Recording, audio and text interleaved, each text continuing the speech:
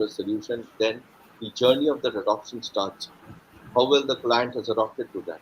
And then once that is there, and then finally the question of how much the client has succeeded with the product. Once the client has succeeded with the product, and that is where the cycle is complete, and then the point comes where the customer becomes an advocate, the client becomes an advocate. So this, from an observer to the advocate, this is a huge journey that a client engages in. That's a journey that every business should be strictly focusing on. Now, when I say strictly focusing on, it is very important to understand that a client is a very, very dynamic concept. It's a very, very dynamic concept. Things, matrices can change from the client's perspective. So when we are talking about scaling, we have to understand the horizontals and verticals that are associated with a particular client. Now, basic challenges when we look at is, the first challenge what I look at is the organization and silos that are there. It is because that it is too data centric. I am not saying data is not important. Data is extremely important. But data about what? Who are we talking about the data? The subject, the customer, whether the customer has been defined well. And when I am talking about customer definition, customer success is very, very important. And organizational silos prevent that conception to be actualized. And the fact of the matter is, if there is a negative organizational silo, which is present, effective data management will not be possible. So that is the crux of it. And then subsequently, what happens is, based out of what we call, like, one of the one of my people who have revered a lot, I've learned a lot from him, is Dr. Shumantru Ghoshal. He used to teach in the London School of Business. He used to say one thing, that every business has a smell. That is which he used to call a smell of a place. Now this is the smell that drives an organizational culture. Customer centricism is not a process, it's a culture. It is never a process. It is more of a culture which has to be adopted across the length and breadth of the organization. And that culture has to be, it has to start from the security personnel who is standing at the gate to the CEO sitting at the top of the chain. So that is a culture. So when that culture is in place, and that culture can come from recognizing the customer, recognizing the success, defining the success route of that customer from the customer's point of view, and how the business is catering to that success, and then subsequently having the organization transform to the culture, a culture of accepting that notion of customer success. And then you get on to the other aspects of resource allocation, wherein you deep dive into data. That is where the analytics start. You go into historical data, understand how the how I would say define data, divide data into real time control and prioritization. Look at exactly when we are talking in terms of scalability, let us look at the bigger picture, and let us look at compartments at the same time, do some real time control prioritization, and exactly find out the right route. And when the right route is found, that is where effective data management can take place. Picking the right data is also extremely important to drive home a solution. And we have a lot of technology in hand today to help us analyze. So what we have to basically labor on as businesses is focus on identifying the right data. What is the right data that is going to lead our businesses to the right route of scalability, which is centralized on a customer? So this is basically my input that I would say. And organizations strongly should you know disinfest themselves from legacy processes. Times have changed. I am old school. I'm saying, at my age, I am old school, but I am maintaining this. Legacy processes do not work. Times have changed. We have had a drastic change in the entire business ecosystems, not in business ecosystems, in the all of the global ecosystems in 2019, 2020. Having said that, people have, businesses have started looking, customers have started looking at businesses different. Hmm. Customers started to identify what they need. A Right. client exactly knows, and a client has known its right to define its need. And it is the responsibility of the business to understand that need. Hmm. Client does not succumb to needs created by business. A client creates its own needs now. So that client has matured. Client has matured a lot, and we have to respect that. Once we respect that, we can understand that our legacy processes, they do not work. We have to optimize on processes. We have to transform processes, and transformation is not hard. It is a will. It is a will to transform. It is a will to understand and driving into scalability where the customer, which is customer centric, and then identify the certain nodal points, and then simply go ahead. And it's very, the whole organization, as the organization as a whole, can drive itself forward. It's not a big task. And the third most important thing is, again, I keep on repeating, which I started with. It is very important to measure the success of a customer. If the Hmm. success customer's success is not measured, the ROI of the customer by using a product or a service is not measured. Scalability does Very not true. make sense. Very true. It's a bubble in the air that as businesses we would be following if we do not follow, the measurements. We do not strictly, I wouldn't say follow, I would rather say routinely observe, learn, educate ourselves about the successes that a customer is gaining out of our products or our services, and what is the ROI in place. So that is basically, in a nutshell, that is what I can share. Actually, very beautifully portrayed how the business strategy has changed in the market these days. So I think all the entrepreneurs in every field are facing these kind of challenges to handle the customer, because that's very truly said that customers have already created their need. We have to give the solution. And then, learning about the complete legacy of the customer is very important for us to upscale ourselves. So very beautifully said, sir. And actually, that's what's very enlightening for all the entrepreneurs. We should understand while we are in the field, while we are researching, and while we are trying to upscale with respect to different fields and different customers. And thank you so much. And in addition to this, Khushbu, I would ask you that what offerings you align, with the customer needs when we are talking about scaling and innovating. That we already discussed about the challenges, right? Suppose Yeah. challenges, what offering we can align with the customer needs. What offerings? Yeah. So to add to what Mr. Subho said, see, in our industry, especially in automotive, the requirements come directly from our customers, right? We make components for, let's say, a bus manufacturer, who then the end customer travels in as public transport. So we have two layers of customers that we have to cater to and understand what product we make from terms of safety, comfort, usability. So we have to keep all of these offerings in mind whenever we design a product. Also, when you meet a customer, there are two types of customers. The one you will meet who will say exactly what they want. They know their requirement, they know their needs, they know their budget, they know what to develop, and they will define the boundary very well.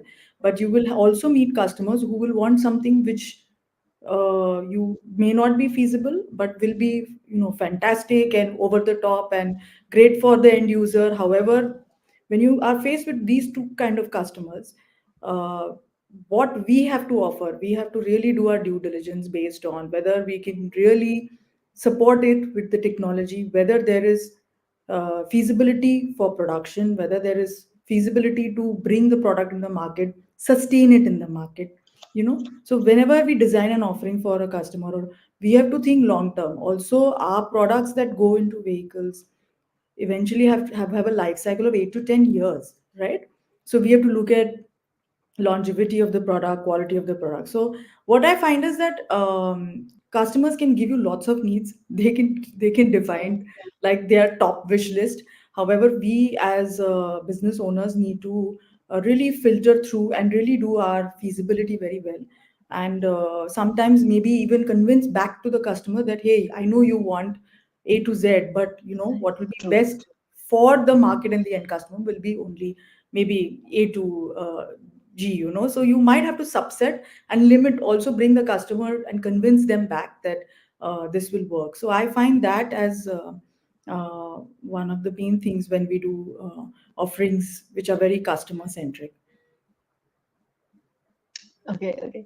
Thank you so much, Khushbu. And I think this is again, because this is very true. When we talk about the client, they already know their need. And of course, Yeah, they've got a long wish list. Yeah. So with respect to our business, of course, we need to cut down because you can't give everything to them. And what is visibility? Because we, as a businessman, we know nobody knows our business better than any. Well, we know our business best. So exactly. we are the one who are going to advise them, right? Ki, okay, good that you have done your homework, good that you know everything. But yeah, this is what is going to work best for you because we are the one who knows our business, and this is the best offering that could be done. So beautifully put down, Khushbu. Thank you so much. And continuing to the question, Hema, I'll put the next question to you: that how can companies align the financial goals with these uh, customer-centric strategies? You are not audible. I think you're on mute. Yeah, so to add on and continue with what Khushbu has been telling, and you were summarizing that definitely you know the best, right? So an entrepreneur knows the best key what you have to offer to the client, Hmm. right, the customer, and they might have done so much of research about what they want, but exactly how you can cater to them is only you can talk about it, right? Yeah. So and when said that, sometimes where we fail in sales. So when business is all about sales, Yes. so rather than going and just enlisting, where people fail in sales, just enlisting all the benefits and products that you have within you, where client is almost bombarded.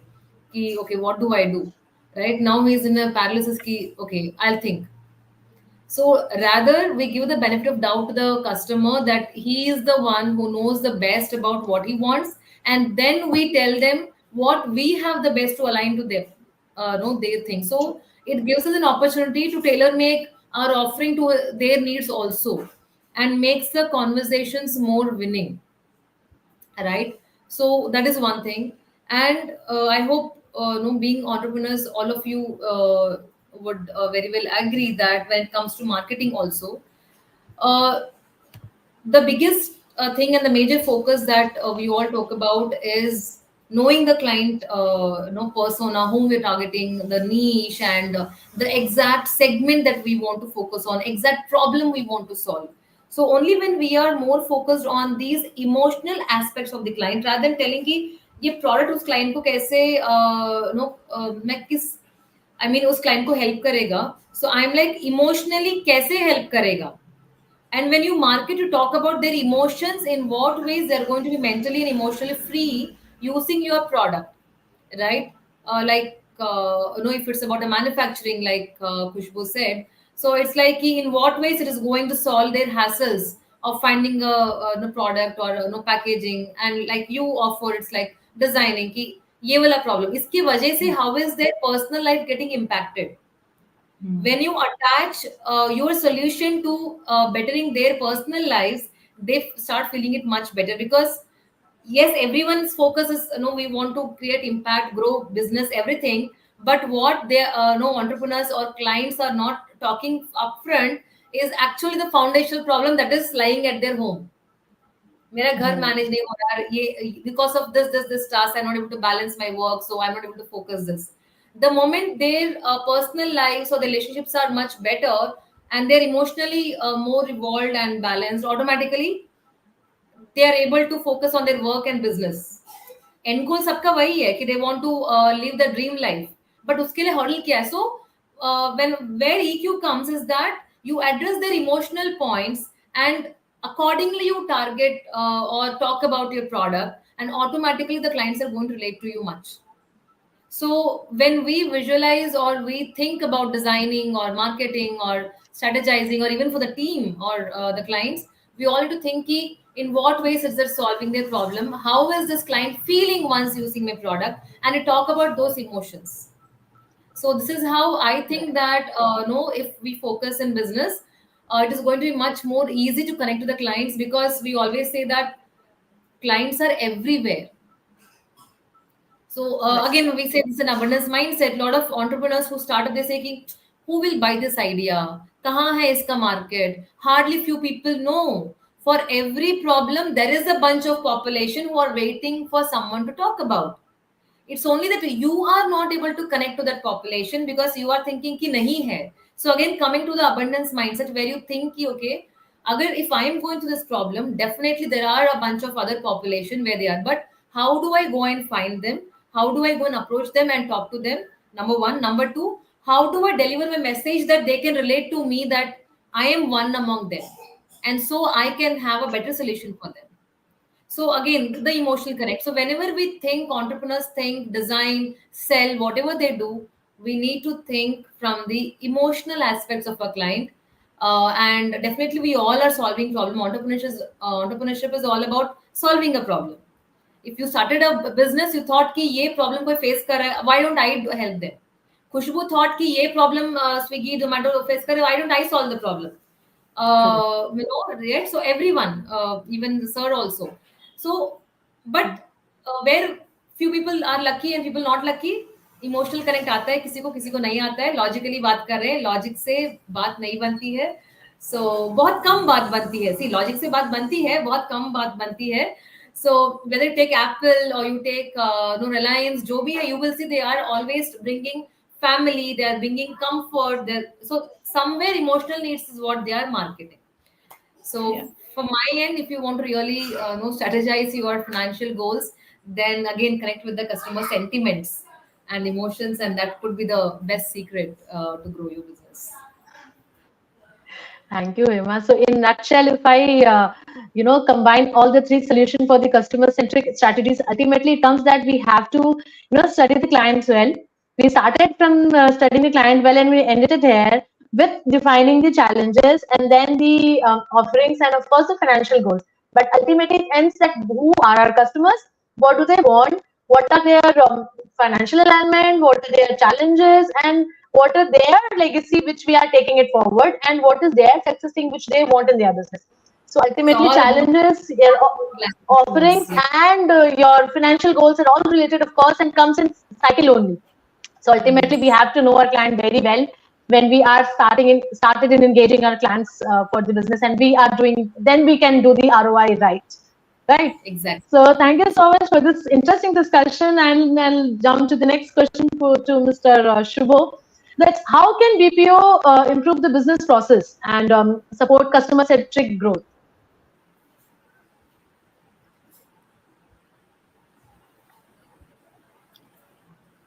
Hello. Okay. Yeah. Thank you for asking this question. This is a very interesting question, and it's been 4 decades now that process optimization has been, one of the solutions of process optimization has been outsourcing.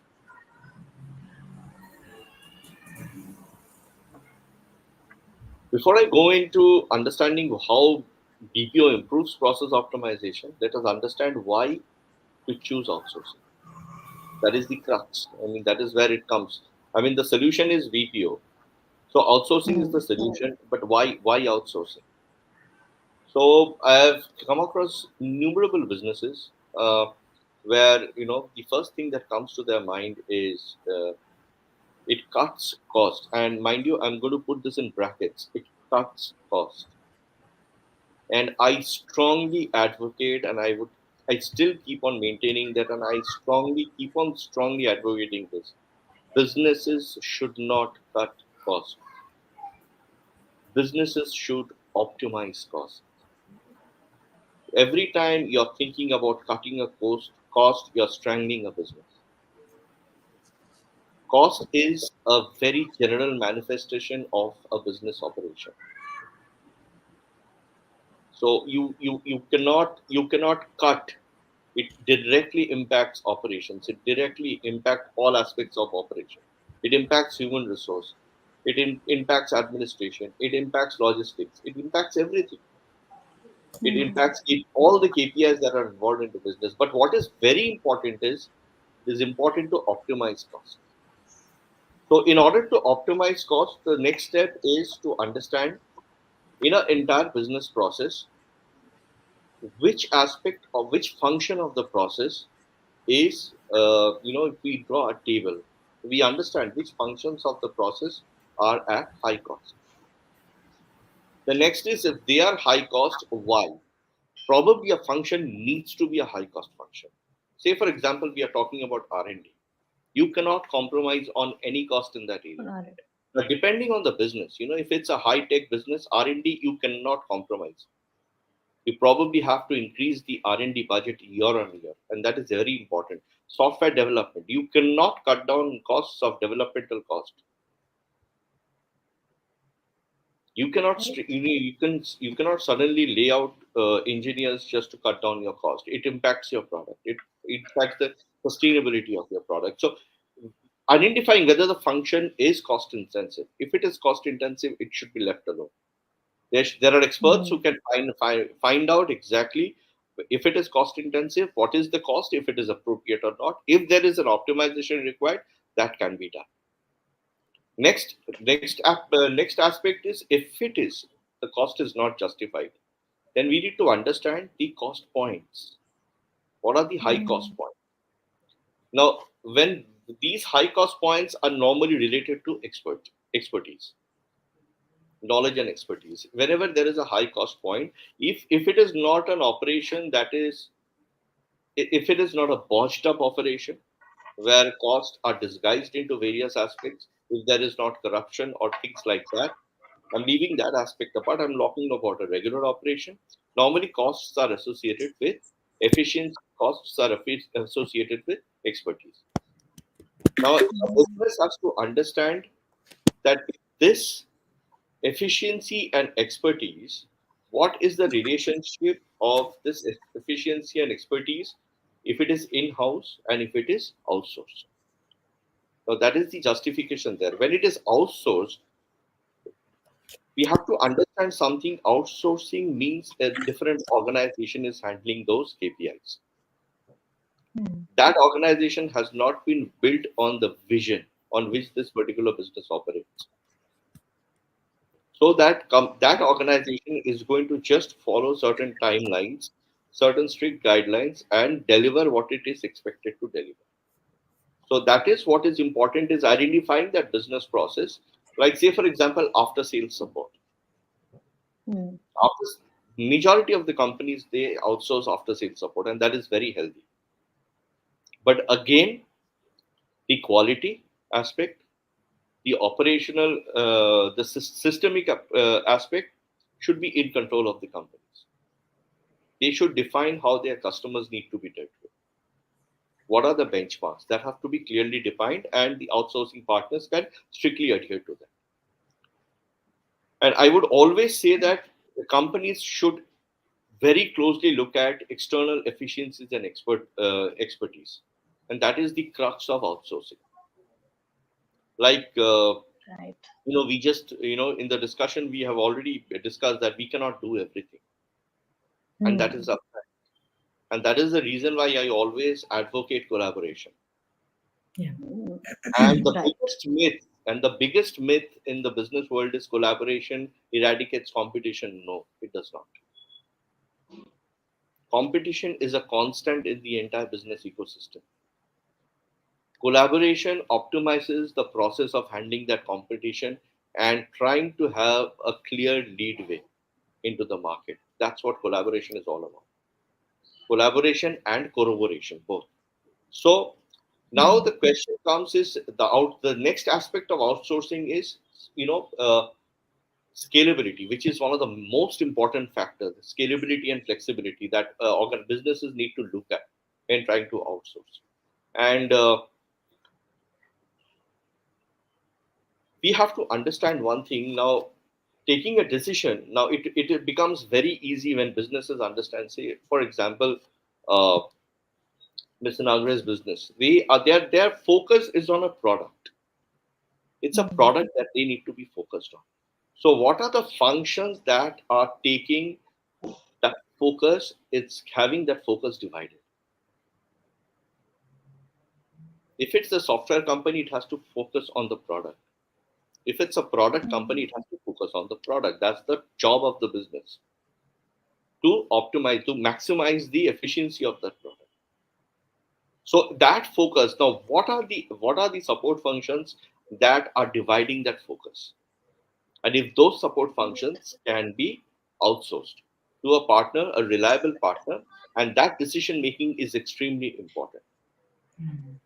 Outsourcing does not happen on reputation. Outsourcing happens whether a business and an outsourcing partner sinks well into understanding the crux of the business functions and the visions the business runs on. So that is one of the most important areas. So businesses should identify that we need to focus on core competency. We need to focus on our core competency, divide. So this is where I would say the answer to your question is, this is where BPO optimizes business processes. Outsourcing optimizes business processes. And that is what the important part is. If a business is satisfied that yes, in spite of focusing on my customers, focusing on the product, I am having other aspects taken care of, outsourcing is not required. We consult with a lot of businesses, helping them understand the context of outsourcing, because it is believed that if there's a very simple. It was a notion that came decades ago that it's a 60-cent industry. No, it does not work like that anymore. It has become more advanced. BPO is a very, very, very complex ecosystem. It is just not about 100 people, taking calls overnight. It's not. That is not BPO. That is not what BPO is all about. It's a very, very extremely complex ecosystem, and businesses have to align themselves with the complexity of the process and identify their own needs very clearly. And that engagement, because a lot of times it has happened, outsourcing has destroyed businesses. And why did it do so? While the other aspects were being taken care of, why did it not, positively attribute to the business? That is one of the main questions here. So yes, BPO definitely improves business processes, but it is very important to understand which business processes, why those business processes, and whether it aligns with a sustainability. It is important for businesses right now to future-proof their businesses. Disruption is a given in every business right now. Whether you are a tech business or you are a non-tech business, disruption is inevitable. When I deal with startups, when I talk to these kids, they are so smart, I absolutely become stupefied. They are so smart. And I wonder, like, if, two kids standing in front of me and I look at them, this guy is ready to disrupt this guy's business any moment. He just has to have that bulb strike on. So, and this entire ecosystem is operating on that. So now the challenge is future-proofing the business, understanding, addressing the disruption. And you address that disruption, the entire a particular matrix has to be created around the business that is going to ensure consistent growth and sustainability of the business. Right. So it is, and it's a given. I mean, you cannot escape disruption. You cannot. Like at one point of time, we used to understand like competition is inevitable. Competition and disruption is inevitable. And that is the boon of knowledge, and disruption is healthy. I always say disruption is very healthy. Disruption helps us improve. Disruption helps us challenge our own knowledge. Disruption helps us challenge our own core competency. And that is what helps us create better products, better services, and better customer experience. That's all. Thank you. Thank you. That is really, really interesting. I think all the entrepreneurs and businessmen should understand this, because to invest into BPOs and all, first we need to understand and break up our investments, where we need to invest, right? What is the main core competencies where we would want to invest, and then getting into the market. And of course, where the collaboration works and how the competition and disruptions help us to grow. And even sometimes, it might go in another way. But yes, it was very interesting, sir, to understand, how BPO works for any entrepreneur, be it a product-oriented business or a service industry. But yes, we need to know our business very well, where we need to invest, where we need to outsource, and where we can cut cost in our investment to grow our business. And in continuation to this, could you share some plan to us that how we can use the BPOs to scale our business and how we can ensure the customer satisfaction when we are talking about BPOs? Sure, sir. Rashmi, honestly, if I have to share a plan, I have to know more about the business. And Right. I'll tell you something very, very important here.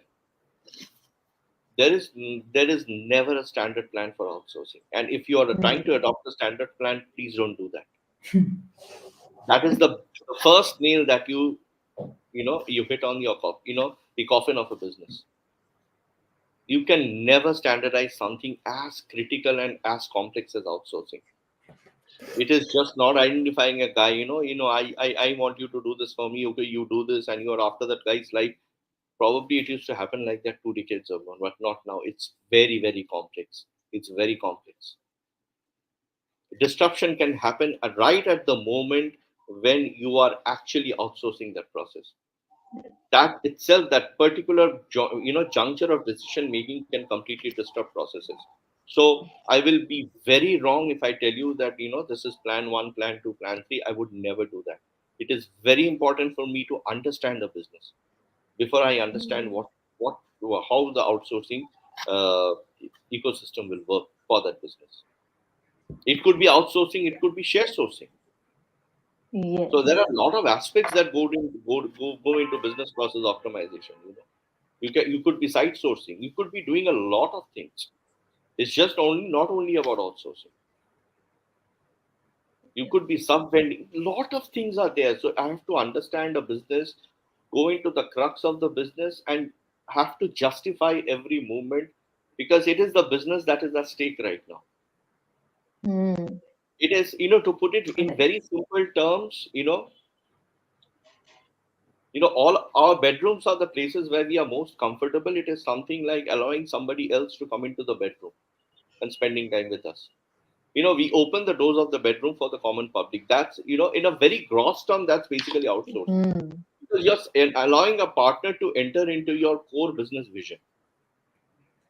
And now the entire process is so complex, I would strongly advise not to go for a standard plan. Talk to an expert, have an expert understand, deep dive into it, and then finally understand what is the right plan. And what a lot of people see, I'll tell you, for example, one of the organizations, they wish to outsource, their support functions in terms of appointment fixing. Now, what happened is this particular vendor ended up sharing client data with competitors.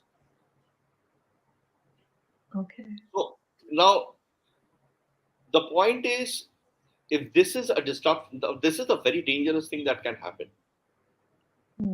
And the most important thing is, now appointment fixing is something that should be integral to an organization, and if it at all has to be outsourced, what is important to be understood is the context to which it is happening. What is the appointment for, and what is it? It's basically, it has to be a close-ended, it has to be a closed circuit in which this happens. So in these circumstances, I would always advise for a captive solution. I would never advise for an outsourcing solution. How to create a captive solution, depending on the business, I have to understand the business, and then I can advise what would be the best captive solution that would not only optimize costs, it will optimize outcomes, it will also optimize customer experience. Right. So again, it comes to it's a completely business-centric approach, and Absolutely. The business owner should understand what they need. Again, understanding the client, and then only we can go for the customer satisfaction thing. So firstly, understanding the customer, how the employees are reacting. Yeah, what is the smell of that place? How organizations, inside a business, how are interdepartmental business ecosystems working with each other? There are a lot of Right. horizontal verticals that are coming out of it. The quality aspect of it, the compliance aspect of it, a lot of it is there. So again, it depends. Like for example, for a product company. So there are certain aspects a product company should outsource. Mm. There are certain aspects that a service company should outsource. Mm. So again, that is how the entire system works. And again, outsourcing is not just about handling. It's also about for example, now majority of the outsourcing companies, the vendors have become so. It is very important to stay in the competition and to sustain themselves to avoid disruption. They Mm. have gone into the knowledge management area, wherein Mm. apart from outsourcing, they are in themselves strategizing with the client and trying to optimize processes. And then again, you have to decide: is this is this partner strategically aligned with my business? He can be a great strategist, but is his strategy aligned to my business? So that is again very, very important. It's like, I can tell you this much: it's like diagnosing a patient. You Mm. cannot get anything wrong. You just cannot get anything wrong, because this fear has closed in. I mean, there are, for example, there are, for one product probably there. I'll just give you an example. In a market, for one product, there are 100 businesses catering with the same product. Mm. So the entire role of market capitalization lies in these decision makings, and it's a very, very highly sensitive, highly what I should say. It's a very wise decision making that cleverness does not work here. Wisdom has to work here. Wisdom. Like Hema mentioned about emotion, he was talking about an emotional connect. It is very, very important. Businesses cannot be clever anymore. Businesses need to be wise, and that is very important. Yeah, the market has changed completely. The way we align with the clients and the strategies have changed completely. So it Absolutely. not only business centric, it should be customer centric as well, market centric as well, and then we need to Absolutely. understand what we are approaching to. Competitor centric. So the competitor centric, exactly. So we Absolutely. have to list everything, whatever is going in the market, and then we have to think about whether we need to have an outsourcing or whether we need a collaboration, and might be some good partnership work for us to upscale our stuff. So it's completely business dependent stuff that we need to look into, and then we can think of how BPO can work for our business, right? And for So thank businesses, you so much. another, yeah, one Uh-huh. small advice I want to give all businesses, and there are two ways. You can get over to an expert to make understand certain things. If I have your Mhm. permission, Rashmi, and everybody, I can just want to share one slide which is going to explain this. So Okay, please allow me to share this. Just a moment. sure. So the fact is, uh,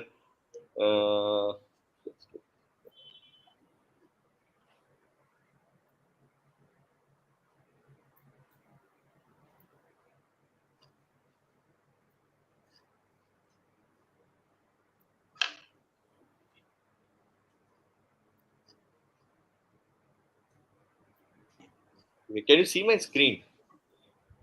Not yet. No, it's not visible. No, It's sir. not visible.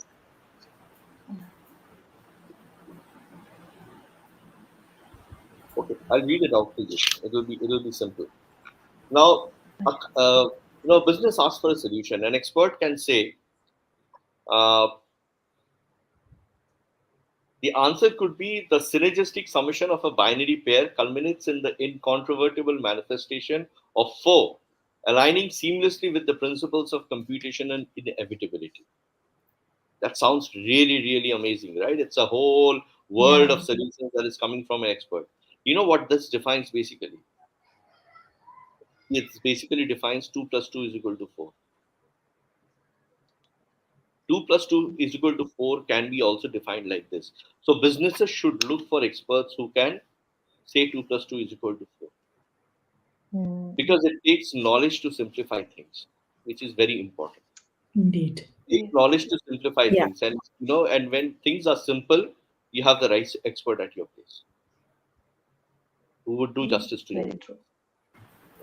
Very That's true. all. Amazing Sorry, I example. answered. Oh, exactly. Exactly. Amazing example. Yes. Thank you so much, sir. So coming to Khushbu, we'll seek some, the insights from you that how do you maintain the customer first approach amid growth and partnership challenges, since we were talking about BPOs and outsourcing. So if you could set light on this point. Yeah. By the way, Mr. Subos, some really nice insights there about BPOs and business process outsourcing. I know you mentioned it's not just a bunch of people making 1,000 calls to customers every day, Yeah. and we even traditional businesses like ours who are into manufacturing must look at some optimization. I think through such Hmm. outsourced processes. Anyway, coming back to your question. Rashmi. So, in our company, we are trying to instill and foster a culture of customer satisfaction and customer centric nature in at every level, at every department. Right? It's not just the sales and marketing team that has to be customer centric. We have made it a part of our core value system. So as our company grows, we scale up. We were a 30 people company. We went to 60. Now we're looking at 100 employees, more 200 employees in the next year. The biggest challenge, actually, it is as a CEO for me, is to make sure that everybody is aligned to the customer centric Hmm. culture, right? So what we do is that we internally we make each and every department understand what is customer centric mean for them. Because if you talk to a quality department or you talk to a production department, they don't really align well with customer centric. They're more concerned about their day to day tasks, right? But we always explain to them that whenever you're faced with a question, what should I do now when I have a path to choose two options? The best way to choose is what will the customer want in this scenario.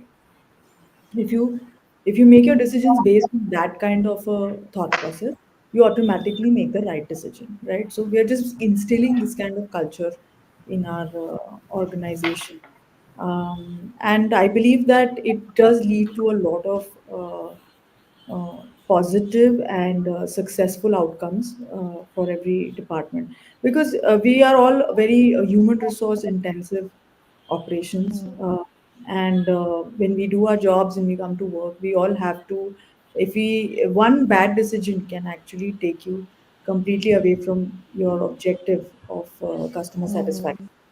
Hmm. And so I think that being customer centric should be the essence of any business, no matter what your function is. So, like in the beginning, I think someone said that right from the security in your company to the CEO, so it doesn't matter what level Hmm. of Hierarchy you operation. are in. So yeah, that would be my input as far as being customer centric, and especially when you're scaling up, I think it is important that as you scale up, you can't leave behind anybody. You have to scale up with the same single approach for everybody in the organization. And yeah, that would be my insight into this. Yeah. Great. So basically, be it product oriented or service oriented business, all these sectors of the business should be involved in how your product or service is being carried out in the market, and they should know what the customer needs, and then only we can go for the customer first approach, and we can set it right that customers are satisfied to what we are providing in the market. And again, adding to this, then we all get customer feedback, right?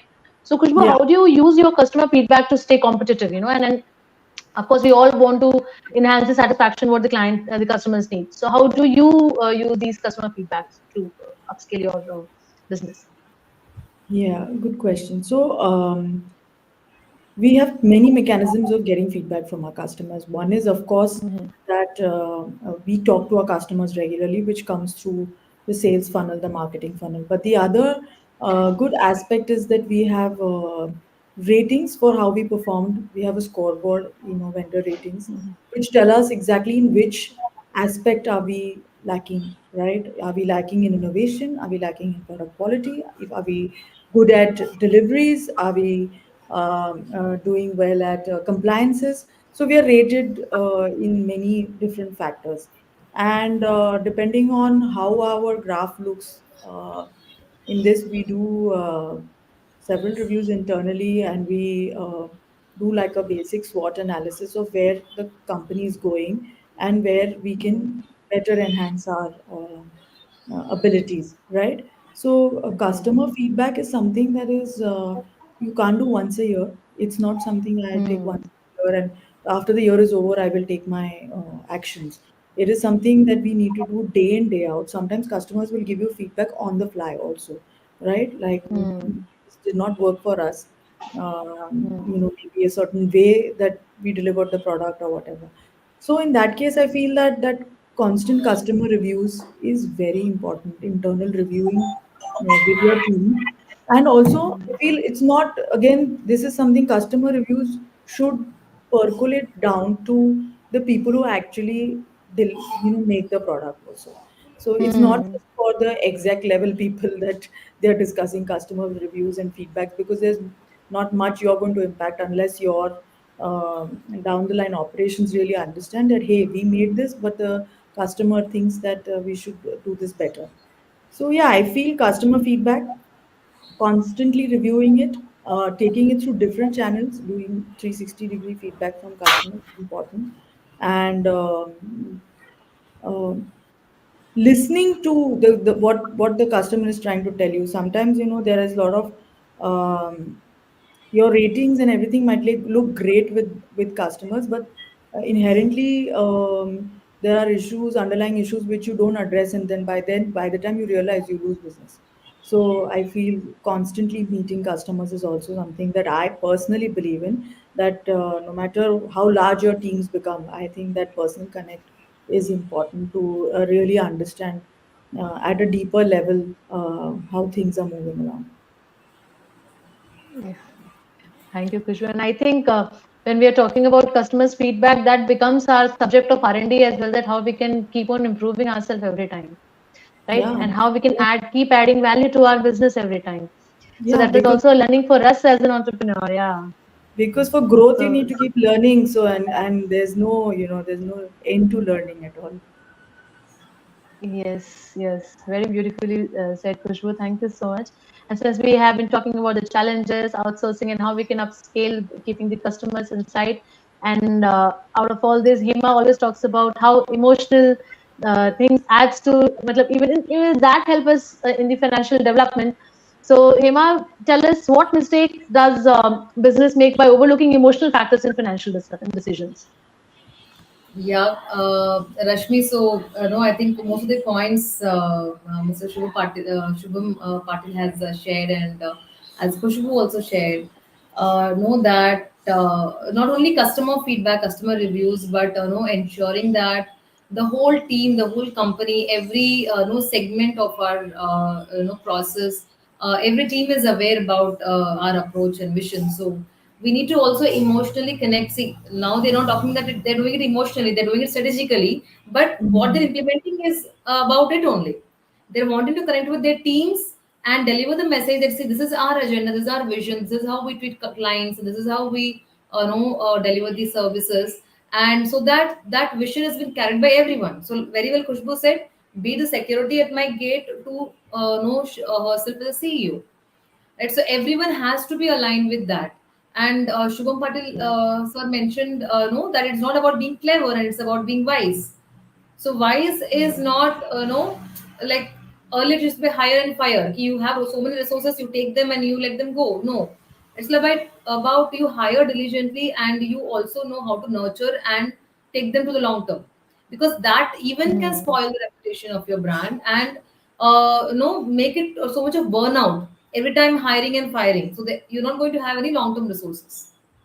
So both Right. ways. Now, when it comes to the emotional quotient, it's about managing the client as well as our employees. As you were highlighting about the customer reviews, because the reviews is all going to matter about your branding, right? Right. So now again, Hmm. coming to risk money and risk decisions, business is all about investment. So Mr. Shubham sir was mentioning about how few costs you cannot avoid and few places where you optimize them. Now Hmm. only it's not that you have some technical guide, no knowledge and you do it. Only a emotionally well-versed people can know which risk I should take and I'm capable of taking, which is needed. And I don't Right. avoid just because of the money factor. Right? So risk taking is Right. something, it is an emotional decision. Until you have that Hmm. no self-worth or the knowledge of the worthiness of your own product or service, you will not be able to move forward in that. Because money alone is not what evaluates the decision कि इसको करना है कि नहीं करना है.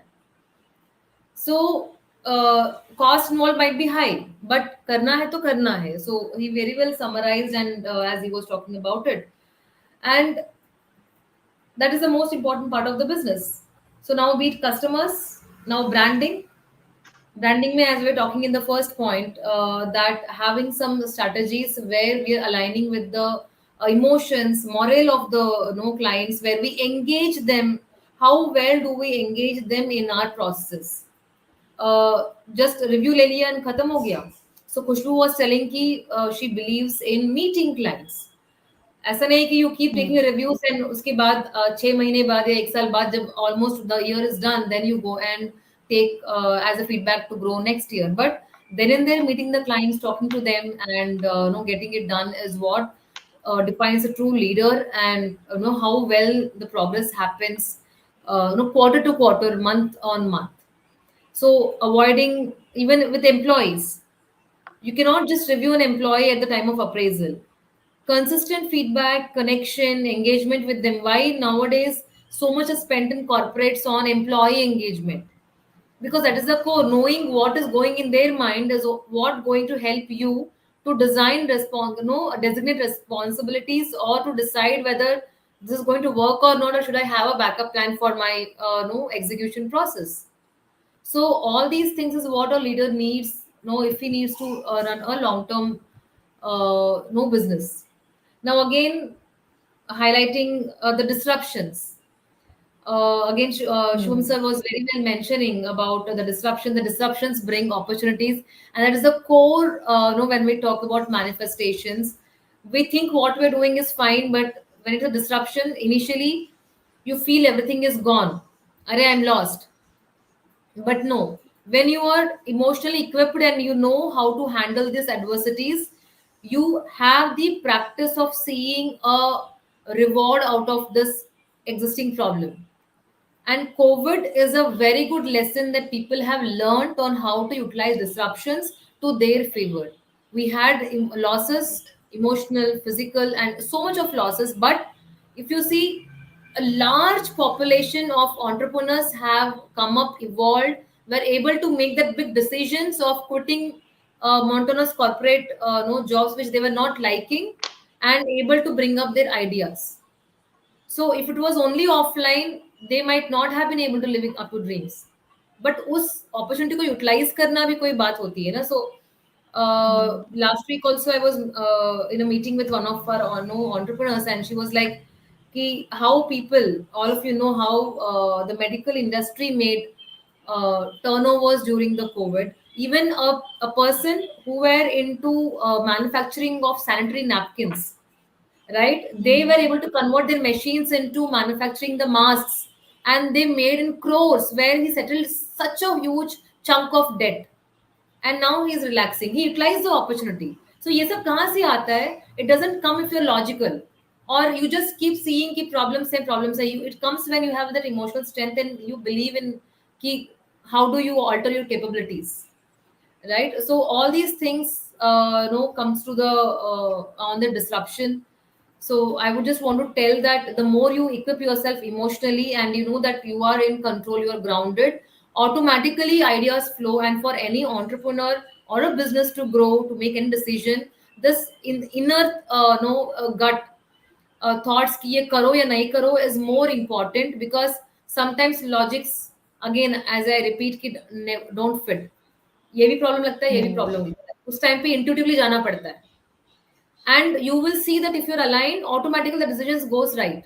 That risk is worthwhile. Even so, for me also, when I had to quit a job and take up my profession, where hardly I was making 10,000 per month, and I had already debt of 15 lakhs on my head. The decision was not easy, but there I had to go with my gut emotion because something was not comfortable there, and I had to take that chunk. If I didn't have the clarity, I would not have run my business for so many years, right? So every entrepreneur goes through these disruptions. Today, why they are standing tall and talking about inspiring people, the failures are their the crown, or the jewels on the crown is what I say. And that is how now they are like, जो मैंने go through किया है, I don't want my clients to go through, and so my employees to go through, and that is how I want to set up my ecosystem. Now this is how the great businesses run, and they remain in the long term. So it's not just the financial aspect, this emotional aspects make that financial growth also. So that is what from my end I want to add, Rashmi. So I actually quote this if I quote that even the businessman has to be emotionally intelligent, right? Because you should know how to cater everything while you are in business, be it your emotions, be it your work, be it management of your staff, be it managing your finances. So this all comes as crux, it comes as emotionally intelligent, right? So you have to be emotionally intelligent as well, other than investing your intelligence in your business, in your R&D, in your sorry to interrupt. Yeah. So when we're talking about again this emotions, see, when I'm not regulated, so I see a lot of people ki अरे ये client ना, he's such a mess, ये मेरा दिमाग खाता है. You never know, he might be the most kind person if you could only tap into his other face. शायद he's expecting you to meet, or he's expecting something else, and he would become that dream client. You never know. Initially, if you would judge him because of his initial behavior, that friction that you have until you got set, then you are losing might be a big deal. And as entrepreneurs, I hope you all would have experienced that. Initially I thought he was such a thing, but actually he became, now this client is my best client, who gives me regular business or gives me good referrals, and he's so understanding, matured. Same with employees, also, and that is why this emotional regulation makes a lot of sense when it comes to opportunities, tapping into opportunities also, Rashmi. Yeah. So where the emotional intelligence comes into play, where we start managing everything, understanding the people, understanding the client, understanding the customer, understanding the market, and even managing our resources. Because like Khushbu is having a big production industry she's into. So how she caters the different segments of her industry, she has to take care of every aspect of it. So unless we are not putting our emotions also in there, so we won't be able to understand the complete industry. What problem is that? Yeah, we don't all things, and how will you then build adversity? Yeah. Yeah, good point, Hema. So we have. I think without emotional intelligence, you just can't run the businesses that we run. And it's such a crucial part of any entrepreneur, right? So yeah, good point. There's so many ups and downs we go through, right? So as Shubham sir was mentioning, ki business mein disruption is inevitable, hona hi hai. So how are you going to again is what matters. Correct. Right? So it's easy to give up. People will judge, and you're alone in the journey initially. So it's not easy. Right. It was really a great discussion where we started from that the complete cycle of a client customer, that the customer is an observer, then it becomes a lead, and then a referral, and then a potential client, and probably a continuation of referral, and to our business partner collaborations, outsourcing. It was really, really great to have you panelists with us, and I think the entrepreneurs and the businessmen who are hearing this and who will be watching this segment later, I'm sure they're going to get lots and lots of benefits for their business and lots of learning, where we all know we all are doing a business, but many times we miss small points where we don't know what to do. And these discussions and people like you you open our eyes. We all are into different segment, business consultancy, product, and mind coach, and me into designing. We all have our own challenges. We all have our different kind of customers and clients, and we face our challenges daily. We don't know whom to outsource, and very well said by Shubha sir that we have to do well. We have to research well, and then invest where we want to outsource or not. The way Khushbu said, how we can set different parameters in our company, that how different from right from uh, the guard to the CEOs, everybody, how they are aligned in the growth of the company. So, and as Hema has always been talking about the emotions, how we are emotionally aligned to our business, and that helps us to achieve our financial goals. So three different aspects, but three interconnected aspects for a businessman to grow, to upscale, and to be customer centric was fabulous. It was really, really delightful to have you all. And it will be really great if you all want to add something additional to it so that we can close the discussion today. Anything you want to add additionally? Or Certainly, I mean, if I sure. could take that chance, sorry. I want to say that Yeah. it was a learning for me to be on this panel, to learn from my fellow speakers and panelists. Your perspectives are so different from mine because, of course, we come from so different industry segments, but it was Hmm. really nice to learn about your perspectives, and definitely I go back a little bit more wiser after this discussion. Thank you so much. Thank you. Thank you so much. Thank you, everyone. It was really nice to have Thank you all. Thank you so much. It was a pleasure. Thank you. Thank you, sir. Thank you, Shubho. Thank you, Khushbu. Thank you, Ima.